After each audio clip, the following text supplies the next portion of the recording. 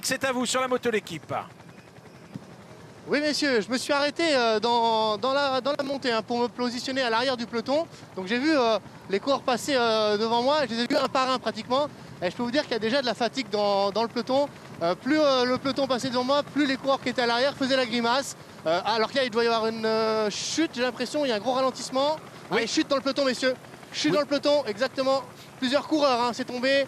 Avec on a les 6 coureurs ou de 7 la coureurs, formation Movistar. Le son pour la Movistar. Arambourou est tombé, Arambourou, mais également Sinoué Fernandez de l'équipe Cosnefroy. Cosnefroy aussi. Benoît Cosnefroy, messieurs, Benoît Cosnefroy. Oh, il est touché. Il est touché, Benoît Cosnefroy. On a aussi un fidèle Guillaume Martin au sol, messieurs. Guillaume Martin est tombé aussi. Attention, ce sont les leaders. Le voici, Guillaume Martin. Franck Bonamour aussi au sol, messieurs, est tombé. Voilà, on a Benoît Cosnefroy ici qui va repartir. Il est juste à côté de moi, il a mal, il a mal au genou. Guillaume Martin est bien touché. Oui, vous allez voir Guillaume Martin également, qui lui aussi semble bien touché. En tout cas, bon, il va changer de machine et repartir. Et n'oublions pas que l'équipe Movistar a besoin de points. Oui, tout comme l'équipe Lotto qu'on n'a pas vu pour l'instant, mais et qui n'a pas non plus de sprinter. Ça attaque. C'est Valentin Madouas, il me semble, qui attaque là, oui, la Groupama FDJ. Attaque de Valentin Madouas dans la bosse. Voilà, premier attaquant dans la dernière côte du parcours, la côte de la Casine. Valentin Madouas, 11e du dernier Tour de France, qui, rappelons-le, fait sa rentrée après avoir été victime de la Covid. Allez, en poursuite, coureur UAE. Moto. La moto, faut peut-être qu'elle s'éloigne. Voilà, et on a un groupe de 4-5 coureurs là qui... Oui, ça va péter dans cette ascension. Alors, qui est ce coureur de l'équipe UAE qui est en train de revenir? Je me demande si c'est pas Covi, Alessandro Oui, Covi. ça ressemble bien effectivement à Alessandro Covi. Et il rentre pas, hein. Ouais, il est fort, hein, Valentin là. S'il n'avait pas trop de repères, bah là, même sinon on n'avait pas trop de repères, là on en a un petit peu quand même. Hein. On voit bien que ça va bien pour Valentin. Mais il va rentrer quand même, hein, Covi.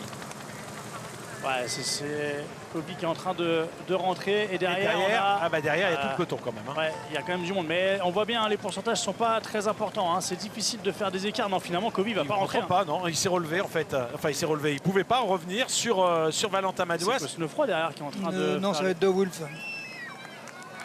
Peut-être bien, ouais. Non, messieurs, Cosnefroy est derrière. Benoît Cosnefroy est dans les 3 derniers. Donc c'est De Wolf qui est là derrière. Avec Warren Barguil qui est là pour Arkea Samsic. Derrière, on a 2 coureurs de l'équipe Movistar. Sacré effort de Valentin Madouas là. Et c'est Lorenzo Rota que l'on voit pour l'équipe Intermarché dans les premières positions. C'est possible. Ça ressemble à son gabarit.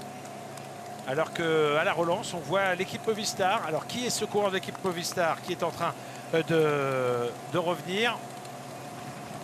Ah bah c'est Arambourou.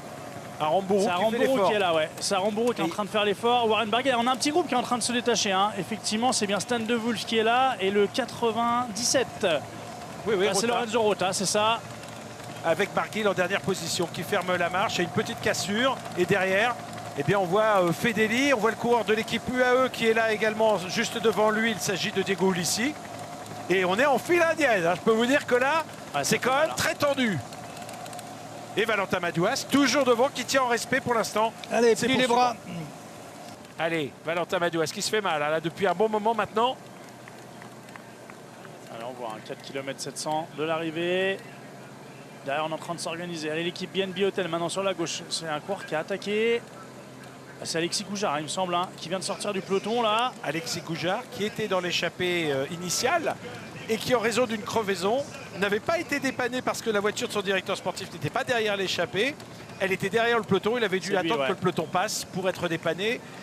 Et donc, il a encore quelques ressources, pourquoi pas, pour dynamiter la course. Valentin Madouas, lui, a été repris maintenant par l'avant-garde de la course. Ouais, c'est Alexis Goujard qui vient de sortir. Il me semble derrière, c'est Mornay Van Niekerk de Saint-Michel Aubert 93.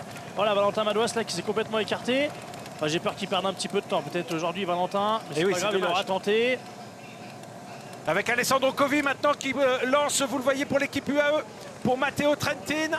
Alors que Lewis Husky, lui aussi, est emmené par un équipier. Cyril Barthes qui est là pour l'équipe BNB Hotel aussi. Oh, attention, la route est glissante à cet endroit-là. Et là, on va y arriver hein, dans ce fameux rond-point. Allez, regardez à gauche. Qui est là également avec... Non, c'est Julien Simon là qui vient de sortir pour l'équipe Total Énergie. d'anticiper le sprint. Il est bien sorti, hein, Julien. Et derrière, Et pour l'instant, on n'arrive pas à réagir. S'il vire comme ça au dernier rond-point, il a gagné. Parce que Covid n'avait pas les moyens de réagir. Il s'est retourné pour voir si quelqu'un pouvait y aller. Et finalement, eh bien, non, il n'avait personne pour le faire. Allez, le rond-point. Ça se passe bien évidemment pour l'homme de tête. Est-ce que ça se passe bien pour le peloton également? Oui, Covid qui est peut-être en bout de course. Trentin qui va devoir lancer un sprint de très loin avec le coureur des Holo. Albanese est juste derrière. Pour l'instant, toujours en tête. Toujours en tête. Julien Simon va-t-il s'imposer? Eh bien oui, eh bien voilà, la victoire de Julien Simon, magnifique devant Albanese, devant Matteo Trentin. Magnifique succès de Julien Simon.